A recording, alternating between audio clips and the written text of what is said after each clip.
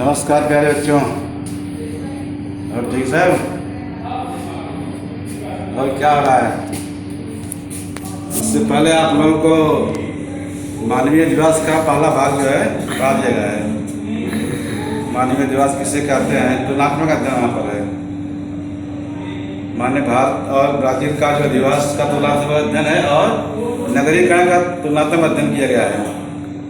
कितने प्रतिशत नगरीकरण भारत में हुआ है और कितने प्रतिशत नगरीकरण ब्राज़ील में हुआ। तो लोग देखे थे कि 31.2% केवल नगरीकरण भारत में है। ब्राज़ील जाएंगे तो 84.6 चल रहा है। तो बड़ा अंतर है नगरीकरण में। सर्वाधिक नगरीकरण जो हमारा राज्य हमारे देश का है गोवा है। क्या है? गोवा। गोवा एक ऐसा राज्य है जहाँ सबसे अधिक नगरीकरण हुआ है। अब ब्राज़ील जाएंगे तो वहाँ पर साओ पाउलो और रियो डी जेनेरो जो ऐसे दो राज्य हैं जिनका नगरीकरण ज़्यादा हुआ है। हम लोग देखें अधिवास सबसे अधिक कहाँ मिल रहा है भारत में? गंगा नदी के किनारे उत्तर भारतीय मैदानी प्रदेश में। वहाँ अधिवास सबसे अधिक कहाँ पर है? दक्षिण तटीय क्षेत्र जो दक्षिणी किनारा है समुद्र का, वहाँ पर ज़्यादा अधिवास पाया जाता है।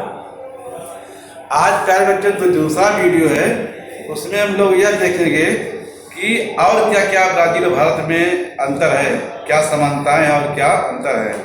आइए देखते हैं भाग 2 में हम लोग ब्लैक बोर्ड पर ध्यान दिया गया है कि ब्राज़ील की पश्चिम की ओर चलो की नीति का महत्व स्पष्ट करो। पहला पॉइंट है ब्राज़ील के दक्षिणी तथा दक्षिण पूर्व भागों में विभिन्न औद्योगिक प्रदेशों तथा नए रूप में विकसित साओ पाउलो महानगर में नगरीकरण सर्वाधिक है। देश के पश्चिमी भागों तथा अन्य भागों में नगरीकरण अपेक्षाकृत कम है। यहाँ पर सबसे अधिक जो औद्योगिक प्रदेश तथा नया जो विकास हुआ है वो क्या है? Sao Paulo. लेकिन इसका जो पश्चिमी भाग है ब्राज़ील का, वहाँ पर विकास क्या हुआ है? कम हुआ है। क्यों कम हुए होंगे? क्योंकि जो मुख्य कारक है वहाँ पर नहीं है। जो एक विकास का कारक होता है, पानी की उपलब्धता, संसाधन, उर्वर मृदा, आवागमन के साधन, यातायात, संचार, ये सब वहाँ नहीं है। कहाँ? पश्चिम ब्राज़ील में। इसलिए वहाँ पर विकास क्या हुआ है बच्चों? कम हुआ है।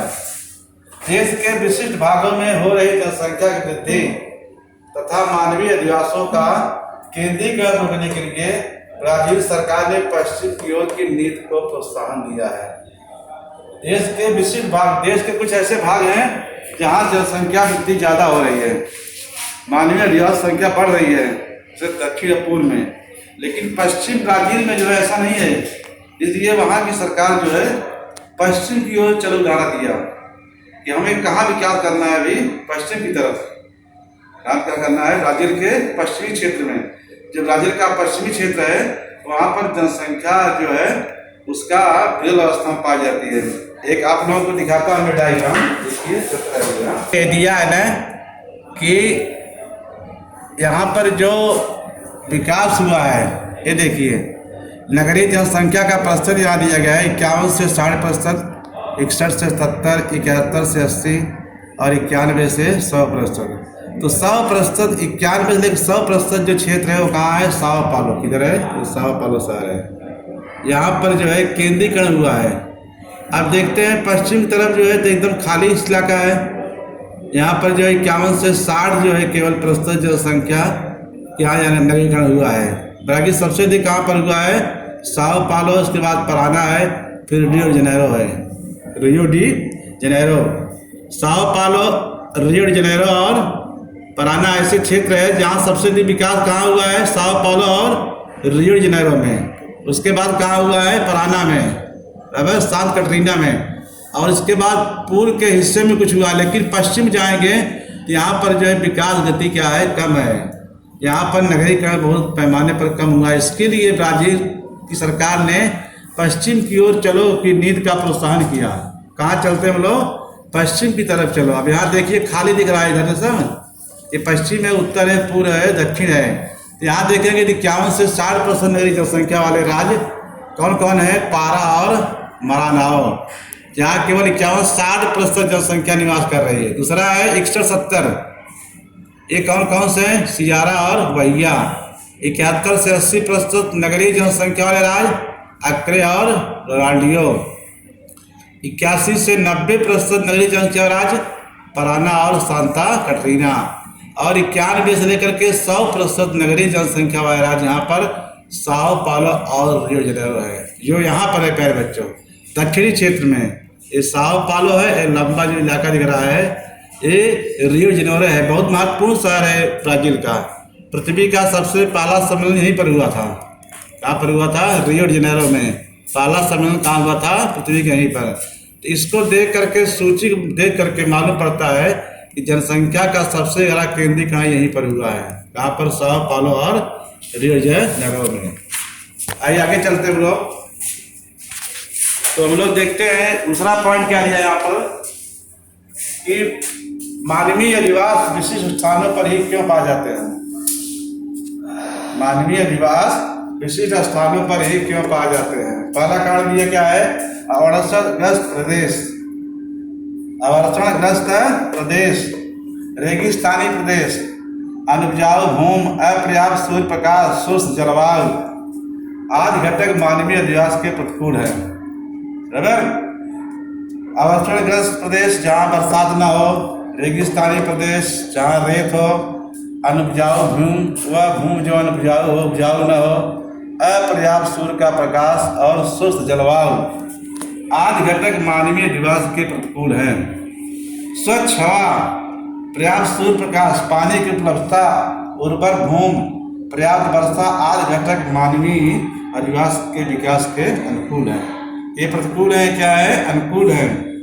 तीसरा दिया है कि मानवीय अधिवास के अनुकूल घटक जिन प्रदेशों में पाए जाते हैं उन प्रदेशों में अन्य उद्योगों का विकास तीव्र गति से होता है। परिणाम स्वरूप ऐसे प्रदेश में मानवीय अधिवासों का विकास होता है। इस प्रकार मानवीय अधिवास विशिष्ट स्थानों पर ही पाए जाते हैं। 2 पॉइंट लोग देखे। अवर्षणग्रस्त प्रदेश जहाँ सूखा हो, रेगिस्तानी प्रदेश हो, जहाँ भूमि हो, अपर्याप्त सूर्य प्रकाश हो, शुष्क जलवायु हो, ये आठ घटक मानवीय अधिवास क्या है बच्चों? प्रतिकूल है। वहाँ मानव नहीं रहते हैं। लेकिन जहाँ जो घटक अनुकूल है वो क्या है? जैसे यहाँ दिया गया स्वच्छ हवा जहाँ पर मिलती हो, पर्याप्त सूर्य प्रकाश हो, पानी उपलब्ध हो, जमीन उपजाऊ हो, पर्याप्त वर्षा हो, ये जो घटक होते हैं वे मानवीय अधिवास के विकास क्या होते हैं? प्रतिकूल होते हैं। हम लोग कहाँ बसेंगे? जहाँ हमारे अनुकूल हो। जैसे रेगिस्तानी प्रदेश है जहाँ वर्षा नहीं हो रही हो, जंगली क्षेत्र है, वो हमारे प्रतिकूल है, हम लोग वहाँ निवास नहीं कर सकते हैं। तो मानवीय अधिवास वही पाए जाते हैं जहाँ पर जो है एक क्षेत्र दिखाई देता है। तो यहाँ दिया गया है किसी कारण मानवीय अधिवास निश्चित स्थान पर ही पाए जाते हैं। ऐसे प्रदेश कहाँ पाएंगे? जहाँ हमको स्वच्छ हवा, सूर्य प्रकाश, पानी की उपलब्धता, उर्वर भूमि, पर्याप्त वर्षा आदि घटक मिलेंगे, वहीं पर विशिष्ट रूप से अधिवास पाए जाते हैं। तो ये रीजन रहा तो है। पहला है ब्राजील की परिस्थिति को चलो कि नींद क्या मात्रा स्पष्ट करो। दूसरा था मानवीय अधिवास विशिष्ट स्थानों पर ही क्यों पाए जाते हैं। आगे क्या दिया गया बच्चों? गंगा और अमेजन नदी की घाटियों में पाए जाने वाले मानवीय अधिवासों में अंतर बताओ। गंगा और अमेजन नदी की घाटियों में पाए जाने वाले मानवीय अधिवासों में अंतर पूछा गया है यहाँ पर। तो सबसे पहला पॉइंट क्या है कि गंगा नदी की घाटी में सम जलवायु पाई जाती है। क्या मिलती है? सम जलवायु। अन्य नदियों द्वारा बहाकर लाई गई गाद के कारण गंगा घाटी में उपजाऊ मृदा पाई जाती है। तीसरा है गंगा घाटी की उपजाऊ भूमि पर कृषि का विकास हुआ है, इसके कारण यहाँ अन्य उद्योगों का विकास हुआ है। गंगा घाटी में जलवायु कैसे मिल रही है? सम।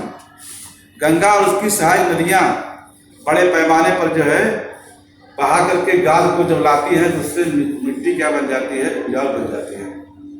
और जब कृषि उपजाऊ होती है तो उसके साथ साथ अन्य उद्योगों का विकास हुआ है। कहाँ पर? गंगा घाटी में। गंगा की जो सहायक नदी है, गोमती है, सही है, यमुना जी है, ये नदियाँ जब आती है तो अपने साथ क्या लेकर आती है? कीचड़। क्या लेकर आती है? कीचड़ लेकर आती है, जिससे बड़े पैमाने पर जो है जिसको हम लोग क्या कहते हैं? दोमट मिट्टी, जिसको काप की मृदा कहते हैं। जो नदी बहती, नदी के अंदर जब हम लोग घुसेंगे तो क्या मिलता है? कीचड़। वह काम मृदा है प्यारे बच्चों, कंकड़ रेत बालू बना हुआ मृदा है। और जब गंगा में बाढ़ होती है तो वह फैल जाता है, और जब फैलता है जिससे बड़े बड़े मैदानों का निर्माण होता है। और यह मृदा क्या होती है, बहुत उपजाऊ होती है। क्या होती है? उपजाऊ होती है। इसके लिए जो है गंगा नदी में जो है जनसंख्या या बड़े पैमाने पर मानवीय अधिवासियों का विकास हुआ है। पहला पॉइंट यहाँ जलवायु है। दूसरा पॉइंट अन्य नदियों द्वारा बहाकर लाई गई गाद के कारण गंगा घाटी में उपजाऊ मृदा पाई जाती है। तीसरा है गंगा घाटी की उपजाऊ भूमि पर कृषि का विकास हुआ है, इसके कारण यहाँ अन्य उद्योगों का विकास हुआ। अब चौथा पॉइंट क्या है? अमेजन नदी की घाटी में शुष्क जलवायु पाई जाती है। जलवायु कैसी यहाँ पर है? शुष्क है। आप भी देखो कभी कभी लोग सुस्त हो जाते हैं, थकावट नहीं जाती है तो कोई काम करने मन नहीं करता है। अमेजन नदी किनारा ऐसे सेम है क्योंकि वह विषुववृत्तीय प्रदेश से बहती है अमेजन नदी, और जब बहती है तो वहाँ विषुववृत्त का जो क्षेत्र है वहाँ प्रतिदिन बारिश होती है। विषुववृत्तीय प्रदेशों में डेली बरसात होती है। सुबह से लेकर 2 बजे तक धूप होती है, 2 बजे के बाद वहाँ घरघोर क्या होती है? बारिश होती है। तो वह जो है अमेजन नदी जो किनारा है वहाँ जलवायु कैसी है? शुष्क है, इसलिए वहाँ जनसंख्या नहीं मिलती है, वहाँ अधिवास नहीं मिलता है। आदिवास में वहाँ लोग बसने नहीं जाते हैं, बराबर। तो यहाँ जलवायु कैसी पाई जा रही है? शुष्क पाई जा रही है। नंबर 2, अमेजन नदी घाटी में घने वर्षा वनों के पाए जाने के कारण यहाँ का प्रदेश दुर्गम बन गया है। यहाँ वर्षा अधिक होती है, घने वन पाए जाते हैं, बराबर। जंगल का विकास ज्यादा हुआ यहाँ पर, इसके लिए यह प्रदेश क्या बन गया? दुर्गम माने कठिन बन गया है, बराबर। दुर्गम क्षेत्र है बहुत, यहाँ पर जो है ऊबड़ खाबड़ बहुत ही रहने लायक नहीं है। इस छठवां दिया है अमेजन घाटी के प्राकृतिक संसाधनों का शोध एवं उपयोग प्राकृतिक कारणों से सीमित दायरे में होता है। अमेजन घाटी के जो प्राकृतिक संसाधन है यहाँ पर जिसका शोध खोज एवं उपयोग प्राकृतिक कारणों से क्या होता है? सीमित दायरे में होता है। इसके लिए मानवीय अधिवासों में यहाँ पर कम पाए जाते हैं। गंगा नदी में जलवायु सम मिलती है, बराबर। यहाँ जलवायु कैसी है? शुष्क है। गंगा नदी में अन्य नदियाँ आकर मिल जाती हैं जिससे उसकी जो काप होता है उसके गाद से जो है वहाँ का क्षेत्र कैसा बन गया है? उपजाऊ बन गया है, बराबर। और उपजाऊ होने के कारण वहाँ अन्य उद्योगों का विकास हुआ है गंगा नदी किनारे। लेकिन अमेजन नदी क्या है? यहाँ जलवायु कैसी है? शुष्क है, मनुष्य के लिए प्रतिकूल है। यहाँ पर कोई बड़े प्राकृतिक संसाधनों को सीमित दायरे प्रयोग करते हैं, अधिक दायरे में इसका प्रयोग हम लोग नहीं करते हैं। इसके कारण जो है मानवीय अधिवासों में यहाँ क्या पाया जाता है प्यारे बच्चों? अंतर पाया जाता है। ये रीजन इसके हैं। अगला पॉइंट क्या दिया है कि पूर्वोत्तर ब्राजील में अधिवास विरल है। जो पूर्वोत्तर ब्राजील का इलाका है यहाँ पर अधिवास विरल पाए जाते हैं। अब पूर्वोत्तर ब्राजील आप लोग दिखाया तो इधर देखो प्यारे बच्चों, यहाँ दिया है ये पूरब है ना और उत्तर है। पूर्वोत्तर इलाका जो है यहाँ पर अधिवास कैसे पाए जा रहे हैं? विरल पाए जा रहे हैं। क्यों विरल पाए जाते हैं? इसके निम्न कारण हैं। पहला क्या है कि वृक्ष छाया का प्रदेश, दूसरा है 600 मिलीमीटर वर्षा, तीसरा है अल्प वर्षा, चौथा है बिखरे ग्रामीण विकास, बराबर। तो यहाँ पर क्या होता है प्यारे बच्चों? वृक्ष छाया का प्रदेश मिलता है। वृक्ष छाया प्रदेश किसे कहते हैं? जहाँ वर्षा कम हो, जहाँ वर्षा कम होती है उसको वृक्ष छाया का प्रदेश कहते हैं। जहाँ 140 मिलीमीटर से कम वर्षा हो तो ऐसे क्षेत्र को क्या बोलते हैं? वृक्ष छाया का प्रदेश। जैसे अपने यहाँ राजस्थान का पश्चिमी इलाका है वह वृक्ष छाया का प्रदेश है। वृक्ष छाया माने जहाँ बरसात की छाया कम पड़े उसको क्या बोलते हैं? वृक्ष छाया प्रदेश। यानी जहाँ 40 मिलीमीटर से कम वर्षा होती है ऐसे प्रदेशों को वृष्टि छाया प्रदेश कहा जाता है। तो यहाँ पूर्वोत्तर ब्राजील में अधिवास विरल इसलिए है कि यहाँ पहला पॉइंट है वृक्ष छाया का प्रदेश यहाँ मिलता है, बराबर। दूसरा पॉइंट है यहाँ केवल 600 मिलीमीटर वर्षा होती है, उसके अलावा बहुत कम वर्षा होती है और इसके कारण यहाँ बिखरे ग्रामीण विकास हुआ है। ग्रामीण क्षेत्र क्या है? फैले दूर दूर है। जैसे अपने भारत जाओगे राजस्थान, बराबर, राजस्थान के साथ साथ आप जम्मू कश्मीर जाओगे, जम्मू कश्मीर के जो ऊपरी क्षेत्र है जो लद्दाख का इलाका है जिसको हम लोग ठंडा मरुस्थल कहते हैं, वहाँ बर्फ है सर, क्या है? बर्फ। तो ऐसे क्षेत्रों में जनसंख्या नहीं मिलने वाली है, राजस्थान के पूर्वी हिस्से में जाएंगे जनसंख्या मिलेगी, लेकिन पश्चिम हिस्से में जाएंगे जनसंख्या मिलने वाली नहीं है, क्योंकि वहाँ पर प्यारे बच्चों सब क्या है, मरुस्थल है। उसी प्रकार जिस प्रकार ब्राजील में हम लोग देखे आदिवासी विरल होते हैं या जनसंख्या विरल होती है, उसी प्रकार हमारे भारत में भी है। आइए भारत देखते हैं हम लोग क्या जगह मानचित्र में। ये देखिए प्यारे बच्चों ना, ये हमारे देश का मानचित्र है, देख रहे हैं आप लोग। 1 2 3 4 5 ऐसे दिखाई पड़ रहे हैं ना। यहाँ दिया है कि 0 से 20 नगरीकरण जनसंख्या प्रतिशत राज्य और केंद्र शासित दोनों दिया है। तो 0 से 20% के बीच में कौन कौन राज्य आ रहे हैं? हिमाचल प्रदेश, बिहार, असम और उड़ीसा। दूसरा है 21 से 40, इसमें मेघालय, उत्तर प्रदेश, अरुणाचल प्रदेश, छत्तीसगढ़, झारखंड, राजस्थान, सिक्किम, त्रिपुरा, जम्मू और कश्मीर, नागालैंड, मणिपुर, उत्तराखंड, पश्चिम बंगाल, आंध्र प्रदेश, हरियाणा, पंजाब, कर्नाटक, मध्य प्रदेश, अंडमान एवं निकोबार द्वीप। एक बड़ा क्षेत्र आ रहा है जहाँ 21 से 40% जनसंख्या निवास करती है। 41 से 60 देखेंगे गुजरात, महाराष्ट्र, केरल, तमिलनाडु, मिजोरम, दादरा और नगर हवेली। माने इसमें से दादरा नगर हवेली है, केंद्र शासित प्रदेश है, बराबर। तो यहाँ पर 51 से 60 जो है नगरीय जनसंख्या का विकास हुआ है, बराबर। और दूसरा दिया है 61 से 80, तो गोवा, पांडिचेरी, दमन और दीव, लक्षद्वीप। और 81 से 100 जो क्षेत्र है वो चंडीगढ़ है, और राष्ट्रीय राजधानी क्षेत्र क्या है? दिल्ली है। गोवा से भी ज़्यादा कहा हुआ है, क्योंकि ये चंडीगढ़ भी केंद्र शासित प्रदेश है और दिल्ली भी केंद्र शासित प्रदेश है। तो केंद्र शासित प्रदेश में सबसे अधिक नगरीकरण कहा हुआ है? चंडीगढ़, दिल्ली में। अगर राज्यवाद देखेंगे तो सबसे अधिक नगरीकरण कहाँ हुआ है? गोवा में। कहाँ पर हुआ है? गोवा में। अब देखते हैं नीचे दिया गया है प्यारे बच्चों मानचित्र, भारत का मानचित्र है। यहाँ दिया गया है कि सूची में 0 से 20% नगरीकरण जनसंख्या वाले राज्य, केंद्र शासित प्रदेश, फिर 21 से 40, फिर 21 से 60, फिर 61 से 80, और फिर दिया है 81 से 100% नगरीय जनसंख्या वाले राज्य या केंद्र शासित प्रदेश। तो सबसे पहले हम लोग क्या देखते हैं? सबसे संख्या कहाँ दिखाई दे रहा है? असम में, बिहार में, उड़ीसा में, हिमाचल प्रदेश में। उसके बाद क्या दिख रहा है? 61 से 80 में केरल, बराबर, और तमिलनाडु, और जो है यहाँ दे रहा है, यहाँ देखो गोवा है, क्या है? गोवा 1 नंबर पर है, जहाँ सबसे अधिक नगरीकरण का विकास हुआ है ना। तो इस मानचित्र को देखें जम्मू कश्मीर देखिए, यहाँ कोई विकास नहीं हुआ, पर्वतीय क्षेत्र है। आप राजस्थान देखिए पूरा खाली है, उत्तर प्रदेश देखिए खाली है, बराबर। एमपी में वही हाल है, छत्तीसगढ़ में वही हाल है, अरुणाचल प्रदेश में वही हाल है। जितने भी पर्वतीय क्षेत्र हैं यहाँ पर जनसंख्या का नगरीकरण हुआ नहीं प्यारे बच्चों, बराबर। और नगरीकरण सबसे अधिक कहाँ हुआ है? गोवा में। कहाँ पर? गोवा में। तो हम लोग कुल जो आंकड़ा यहाँ दिया गया है, आप लोग देखिए एक बार। चंडीगढ़ और जो राजधानी NCT दिल्ली है, वहाँ पर सबसे अधिक क्या हुआ है? नगरीकरण का विकास हुआ है। तो जिस प्रकार ब्राजील है उसी प्रकार भारत का आंकड़ा दिया गया है। अगर आप लोग जनसंख्या देखेंगे, सबसे अधिक जनसंख्या का वितरण दिखाई पड़ेगा उत्तर भारतीय मैदान में। पंजाब, हरियाणा, पूर्वी राजस्थान, उत्तर प्रदेश और उत्तरी मध्य प्रदेश, बिहार, पश्चिम बंगाल और असम, इसको उत्तर भारतीय मैदान के नाम से जाना जाता है। तो प्यारे बच्चों, ये जो है हमारा ये विकास जो हुआ है, इसके साथ साथ ब्राजील और भारत में दोनों मंत्र है। ब्राजील में साओ पाउलो जहाँ सबसे अधिक नगरीकरण हुआ, और क्या है? रियो डी जेनेरो है, क्या है? रियो डी जेनेरो है। और गोवा भारत में क्या है? गोवा है। तो ये रीजन है। भारत और ब्राजील में कुछ तो बहुत सारी समानताएं हैं और कुछ क्या है? विषमताएं हैं।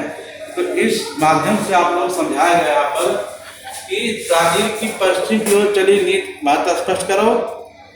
मानवीय ज्वार विशिष्ट स्थानों पर क्यों पाए जाते हैं? गंगा और मिजोरम घाटियों में पाए जाने वाले मानवीय अध्यासों में अंतर स्पष्ट करो। और पूर्वोत्तर ब्राजील में अधिवास विरल है। ये 4 के बारे में बताया गया आपको। पश्चिम तरफ चलो, यानी पश्चिम तरफ विकास करो, बराबर। ये उस नीति है ब्राजील देश की। ब्राजील में पूर्व दक्षिण विकास हुआ, लेकिन पश्चिम नहीं विकास हुआ, इसीलिए वहाँ नाराज है पश्चिम की ओर चलो। तो प्यारे बच्चों, आज का जो आपका गृह कार्य है क्या है? वो है कि मानवीय अधिवास विशिष्ट स्थानों पर ही क्यों पाए जाते हैं। दूसरा है ब्राजील की पश्चिम की ओर चलो की नीति का महत्व स्पष्ट करो। ये 2 जो है आपके प्रश्नोत्तर हैं। इसमें भौगोलिक कारण भी आएगा और संक्षेप उत्तर भी हैं। आप लोग इसको देखिए और इसको पढ़िए, महत्वपूर्ण पाठ है। इसके बाद 7वां पाठ है, इसके बाद अपने 2 पाठ पढ़ना और है, बराबर। तो मुझे पूर्ण रूप से विश्वास है कि आप लोग जो है इस वीडियो बार बार देखेंगे और टीचमेंट ऐप में आप लोग जरूर जुड़ें, क्योंकि प्रेजेंटी आप लोग वहीं हो रही है ना। और इसको भी देखें, इसको देखेंगे तो भी वहाँ पर प्रेजेंटी दर्ज होगी आपकी, बराबर। तो आपका ये पाठ जो है यही मैं पूरा करता हूँ। अगले पाठ में फिर आपसे मिलूंगा, तब तक के लिए धन्यवाद। जय हिंद।